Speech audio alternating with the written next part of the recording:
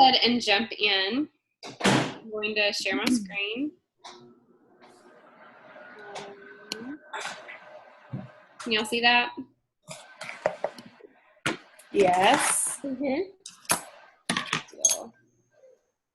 All right. So I really, the more I've thought about this, the more I like this idea of kind of sitting with the National Wake Up Call a little bit more. And I remember it might be in The Compound Effect or Darren Hardy's other book that I've read, The Entrepreneur Roller Coaster, where he talks about instead of like reading new things all the time or listening to new things all the time, like we'd do ourselves a better service if we would reread the things that we know are good. And so just like really trying to let certain things marinate a little bit longer. And so I like that idea with the National Wake Up Call because we know, I fully trust the company and I fully trust whatever information they're putting in front of us is going to be beneficial for our businesses and for equipping us. And so the more I thought about this, the more I liked the idea of talking some more on Thursdays about Monday's National Wake Up Call. And I just want to throw it out there that if you need this as an accountability tool to make sure you get it listened to by Thursday, use it that way, but don't feel like you can't join the call if you haven't gotten it in by Thursday. Like, I think it will still be beneficial for sure. And so I would love to hear your feedback, your questions. We're going to have some time at the end to just kind of talk through different things. But as we go through it, like, feel free to interrupt me, to, message on the chat bar to get me to stop talking if you want to, like, kind of discuss a specific thing a little bit more. But let's just go ahead. And before we get started, I wanted to remind you, I shared this last week, but I always want to let you know what my plan is. And right now I'm inviting to a second round of 80-day obsession that will start April 23rd. And so helping people get ready for that, beginning even now.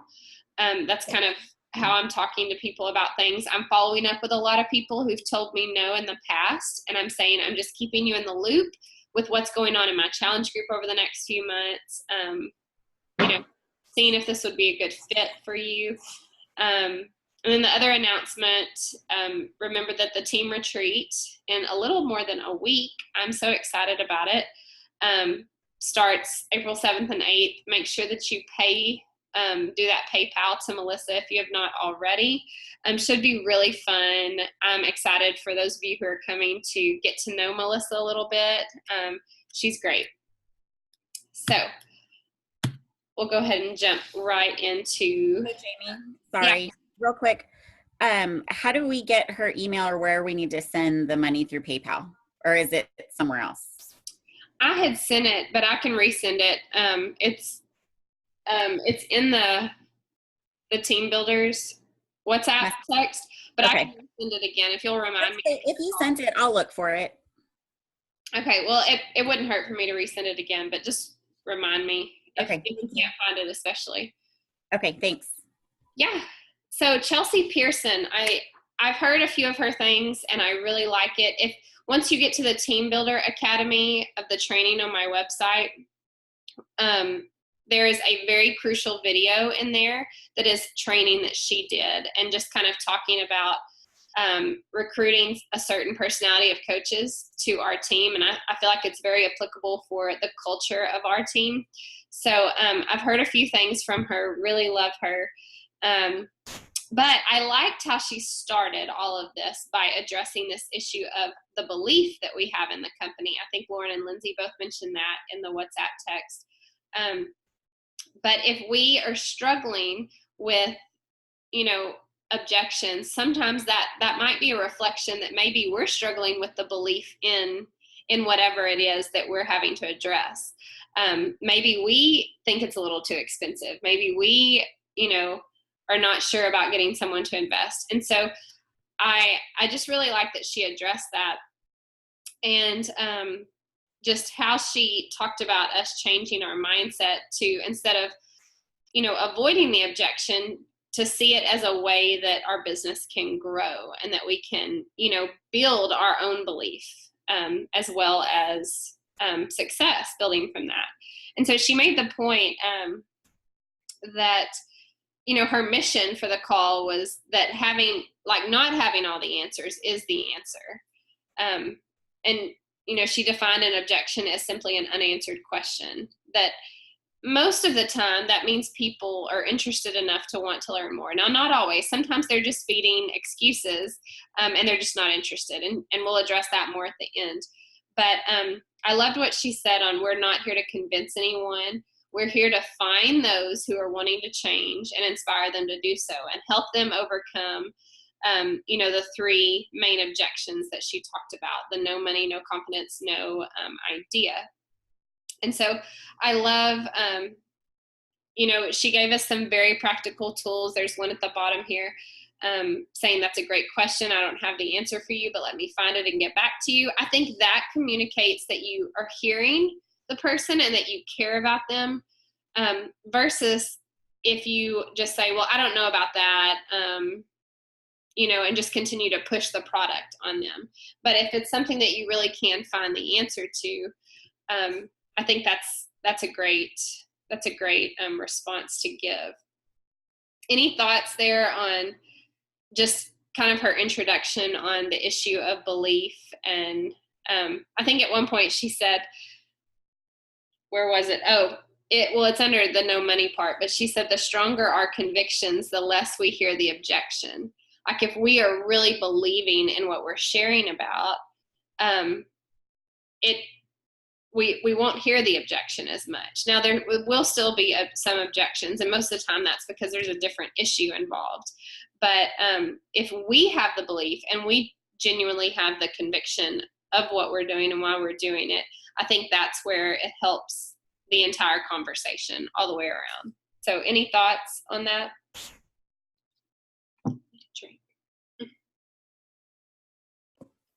Yeah, I thought it was really convicting and eye-opening to me when she talked about when those objections hit you, that you use that as a self-check, to kind of realign yourself into the buy-in and the belief, because I think that's absolutely, she hit the nail on the head, that when we find it hard to overcome the objections, that I think that is a direct correlation to our belief in the product, in the process, all of that. So for me personally, I was like, yeah, that's right. I need to revisit everything that I know and circle back around. Yeah, for sure. Okay, so common objection number 1, no money. I feel like this has been the only objection I've been getting lately from people. And so even today, I finished listening to the call this morning, and then I sent the messages out to respond to people about some things. But, I mentioned already that first part about how we project our beliefs onto people.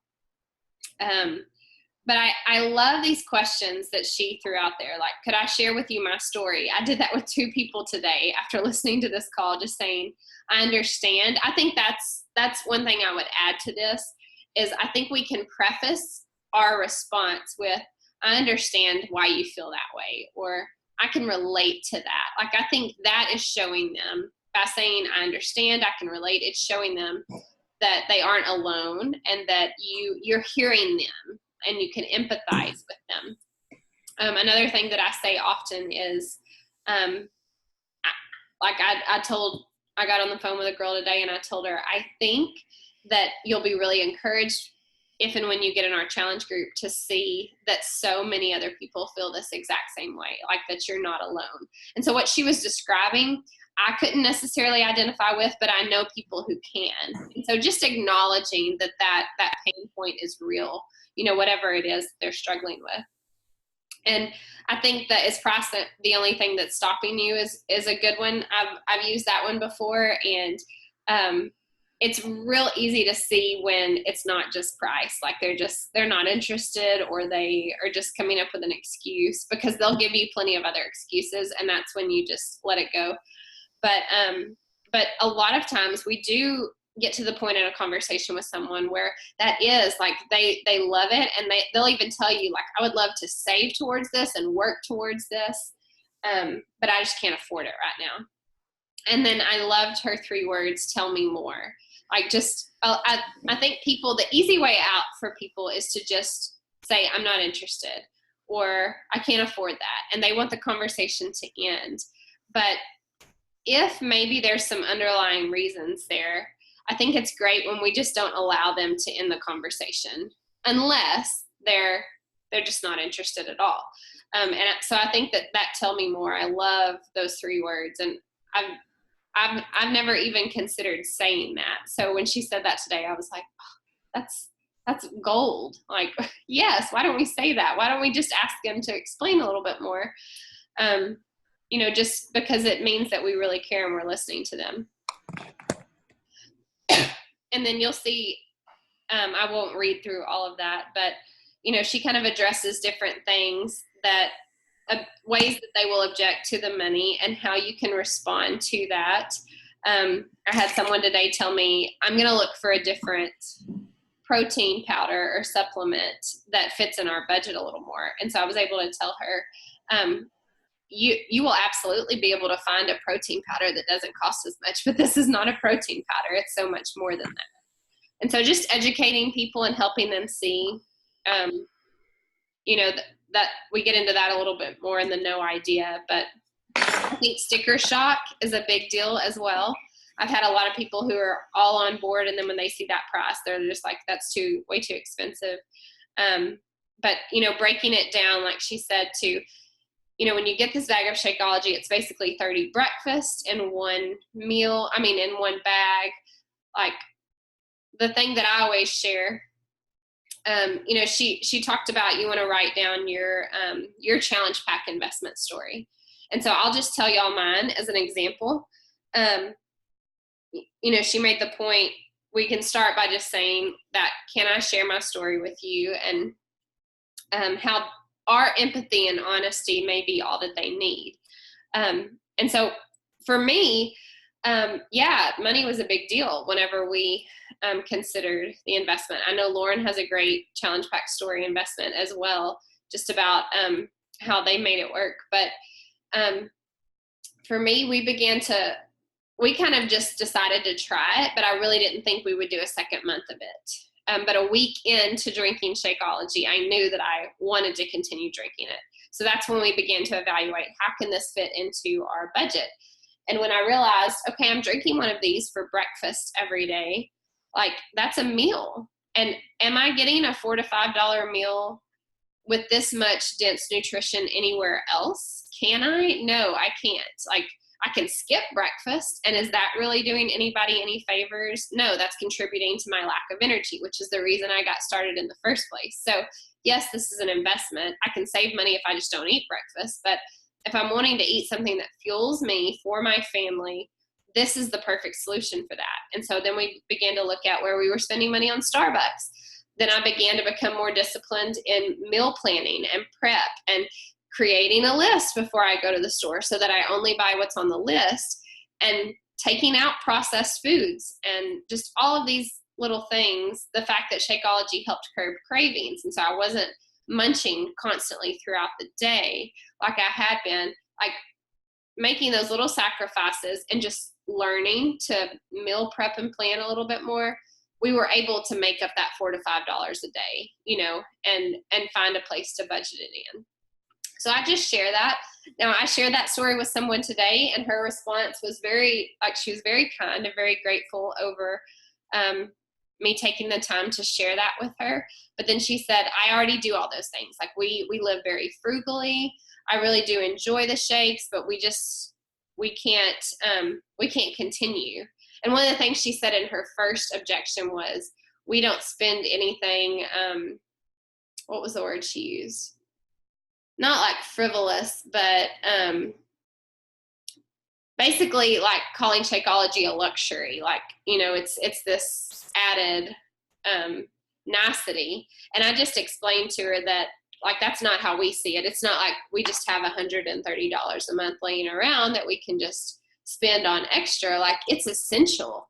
it's one of my meals every single day. And it is, I have to also think of like, what is it preventing me from having to spend on medical bills, on medication, like in the future, like taking care of myself and thinking of preventative health versus just reacting to things. Like it's essential. And after I shared all that with her, she just said, it's still not in our budget, but I want to work towards it being. So I was like, that's great. I can check back with you later, whenever you feel like the timing might be right. So that's just an example of, I would encourage you to think through what your story is so that you can share that with people to show that you can relate and help them identify that you're not that different from them. I think a lot of times, the objection I get that just makes me want to scream sometimes is I'm too busy to add anything else to my plate. And I just want to be like, I am not just sitting on my thumbs all day long, like wanting something to do, but you need to respond with grace. And I think people don't realize that a lot of times in their objections, they're also projecting their belief onto us, and they're assuming things about us that are probably not true. And so it can help when we break up those fallacies and explain that we relate to them probably more than they think. So she did conclude, and we already talked about this, like that bless and release. Corey Abraham in the video, a video that I watched by her earlier this week, she talks about that idea as well, bless and release. And I love that. Just, even offer them something of value, give them a way, like ask them if they want to be, for me, I'll ask people if they want to be added to my newsletter that I send out once a month, just where I share recipes and stuff like that, or in my free group where I'll just send them a recipe, to show them like I'm willing to give you something valuable, even though like you're not committing to this, to show them that it's more than just the money, for you. So any thoughts on that? Any ways that specific, that scripting helped? I just felt like it helped because I feel like my brain goes blank when someone says it costs too much, like if that's their objection, because I feel like, who am I to tell them that their budget can fit something else, and so it just helped like to have some follow-up questions that didn't make me feel like I was saying, no, it's not, or, like I didn't feel combative or like I wasn't respecting them and their decisions. So that was helpful. Like, they were questions that made me, if I was being asked them, I would feel like, okay, they actually want to understand me more, and it's not just like said money, okay, we can't talk about money. So yeah, I agree. Okay, number 2, no confidence. Bethany and I were chatting about this earlier this evening. This is a tough one, y'all, because it's so common. Most of the time, whether people are considering becoming a challenger or a coach, most of the time they lack belief in themselves. And they've tried other things before. I talked with someone today who said that's her biggest fear, is she's tried all these other things and she hasn't stuck with it. And she doesn't want to let down herself again, and she doesn't want to let down her husband again by spending money on something, that she doesn't see through. And I love the perspective that that Chelsea had on this, on how it's an awesome opportunity for us to showcase our coaching.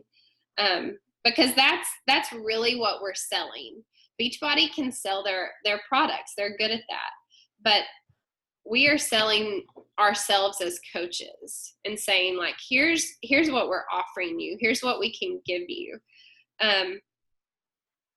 She made the point that their lack of confidence and belief in themselves is a great segue into us saying, this is why you need a coach, or this is why you need to be a coach, because you're relatable, because you're not perfect. And that's the kind of coach that people want to follow.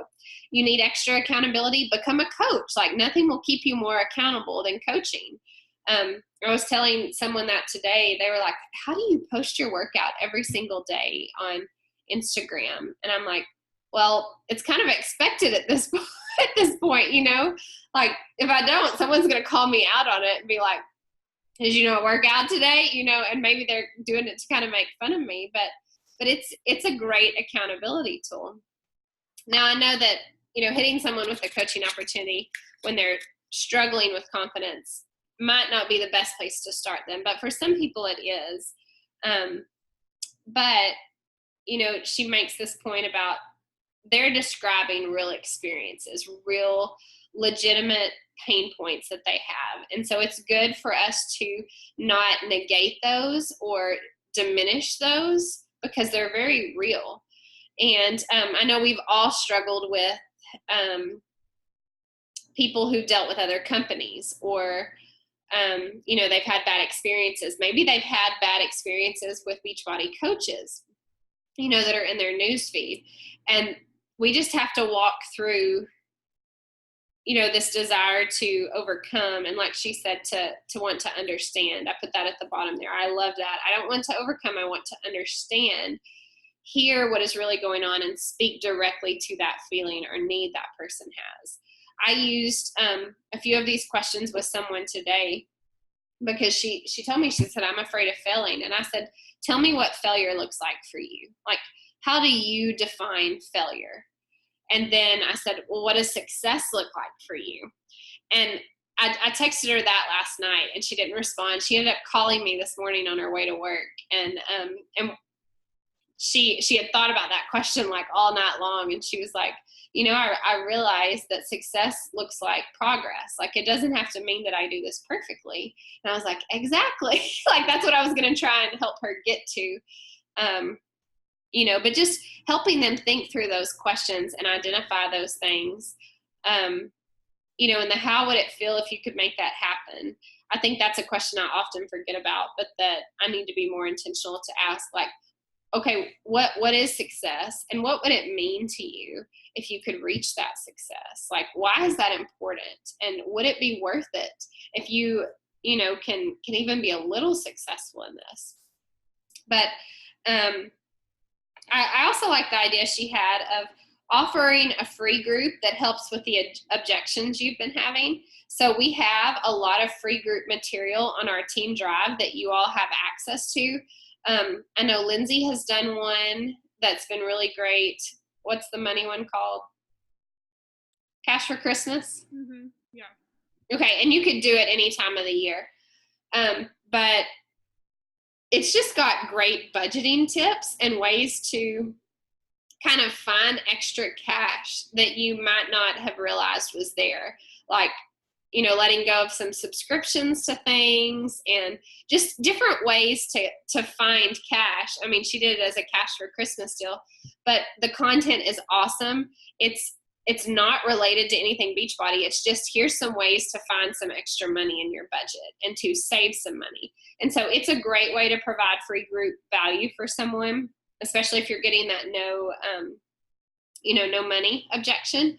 But, a lot of times I've done a couple of different groups that talk about like getting up earlier, developing a morning routine, daily disciplines, like all of these things that people say they struggle with and the reason why they can't fit in a workout in their day. Like, it's good to address those things and offer that free value to them. So I thought that was a really good idea. Or a book club. Like, when it comes to no confidence, there are a lot of really great books that can address that. So maybe you say, I'm going to do a free group and we're going to walk through this book together, and just kind of a personal development type thing. And invite all those people who struggle with the no confidence issue. So yeah, any thoughts or questions about that? Bethany, did you want to add anything or chat about the situation you have going on? Yeah. Well, I think I was like processing it with my husband. I think I'm realizing like it also comes down to being really intentional with who you recruit for your coaches. Because like not everyone is going to be a good fit for this, and not everyone's going to be a good fit for your team either. And like in the situation I have, like I saw this person, I thought, oh, she's doing these things, like she's already doing like healthy life things, and I think she'd be great, and I, jumped right in, and she said yes, and she jumped right in, and then like now is having, now is wanting to back out, and I think, if I don't know, I'm just learning about that, like really to be careful about who I do pursue in it, and yeah. Yeah. And I think like it's hard to know who for sure who will or who won't be a good fit. And I think that's like I've been listening to some different coaches trainings this week, and that's one thing I've gotten out of it is every single top coach, every successful coach has people who sign up with them that never do anything with it. They flop. It doesn't work for whatever reason, and it's not necessarily a reflection on that coach. It's that it wasn't a good fit for them. And Melanie Mitro will tell you that, top coach in our industry, like, super successful, has been the top coach for the last several years. She has people that sign up with her and that never do anything. And so I think it's good to know part of that is math, it's ratios, and the fact that sometimes that will happen with our challengers and with our team of coaches.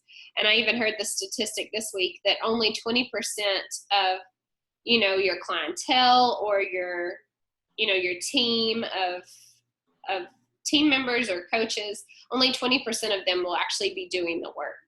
And so that's kind of eye-opening to think about. Like, I think that should encourage us to continue recruiting and continue asking, but it also should allow us to keep our hands open a little more and not try to pull people along or hold on for them when they're not ready to hold on. And I think it removes stress and pressure from us on feeling like we have to make them execute X, Y, Z or have a certain goal.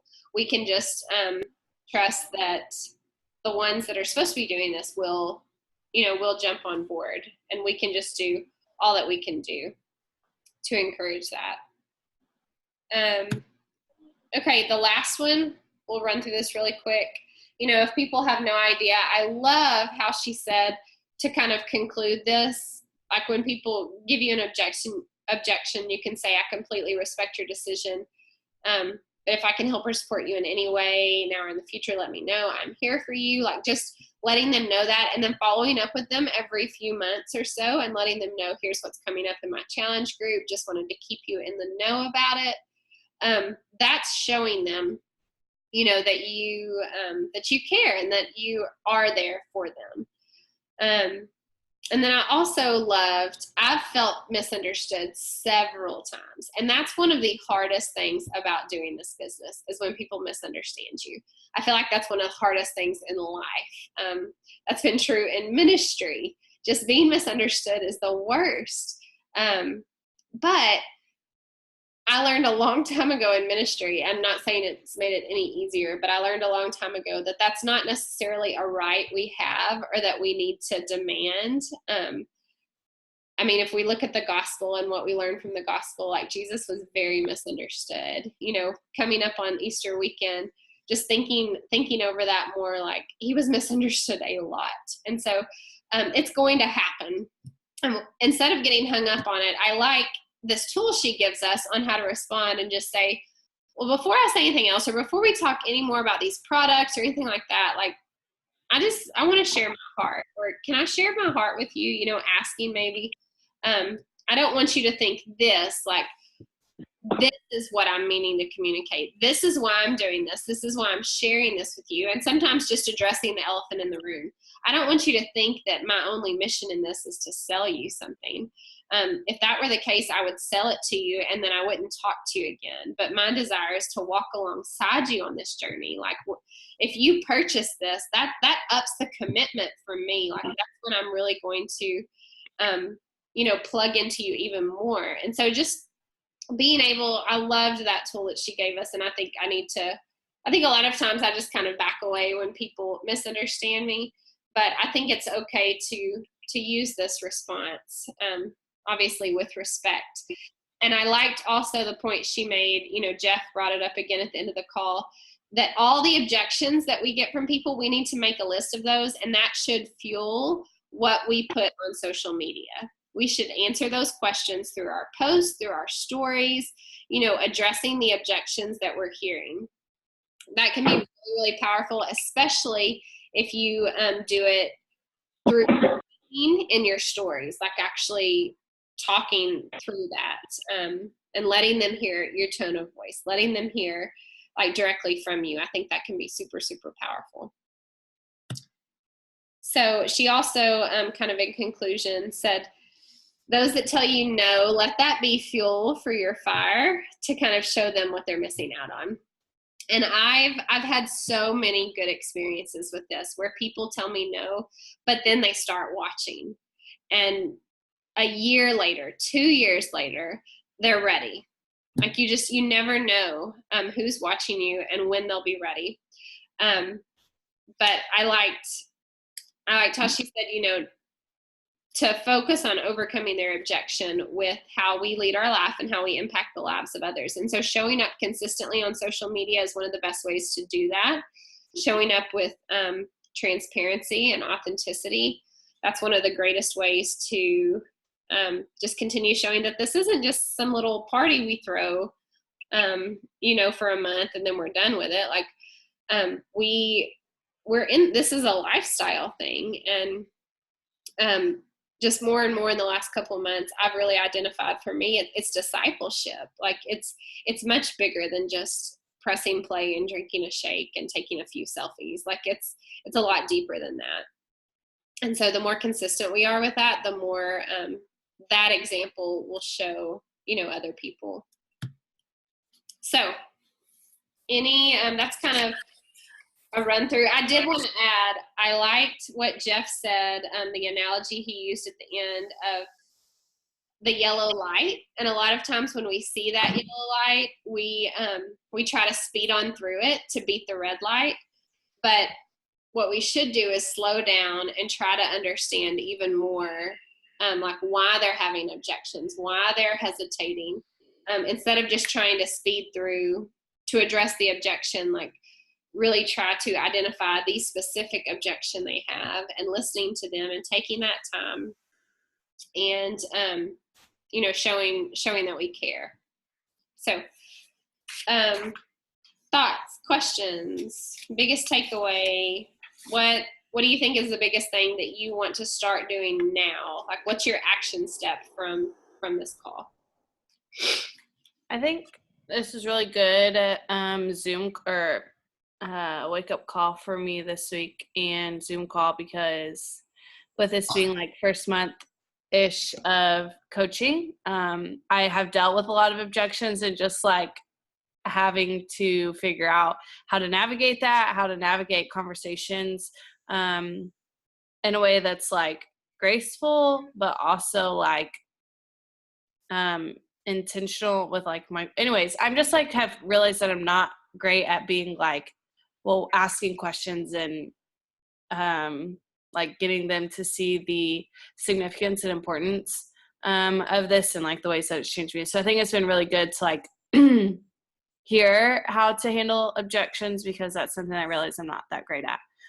So I think biggest takeaway or what I need to do differently is like go back and look at all those questions that we talked about to ask for different objections and actually be intentional in asking those and doing those and getting conversations started. Even though that's maybe a little bolder than how I would normally respond, I think it would be obviously way more beneficial. So that's what I'm going to focus on the next couple weeks. Yeah, I think like you said, like my response normally would just be to shut down. Mm-hmm. If someone says no, like, okay, no problem, and then leave. And so I love that she's like, well, keep going, like try to keep the conversation going. And so that's going to take me out of my comfort zone, but it could just lead to maybe that person was just like barely on the edge, and the fact that I was willing to keep talking to them and listen to them would draw them in. Yeah. For sure. And I'm still not very good at responding with questions. Like, my immediate reaction is just look back off. So, response and takeaway in less than response is, I have noticed, like, since I'm getting a little bit better about, like, if I ask more questions or continue the conversation, I feel like that's after, like, that's when people will actually have a conversation with me, because it's like, oh, you didn't just send me a generic message, and if I said no, then you're moving on to the next person to sell them something. Like, so I feel like the more, even if it's like not even about their objection, just the fact that I'm continuing the conversation has led to more conversations than in the past when I was like terrified and so I ran away. But and then my takeaway is I'm going to go back and listen to the call and like write down the questions that she says, because my brain, I work better if I have like something to pull from, so that when my reaction is my brain goes blank and I just want to run away, that I have like questions that are already written out that I can at least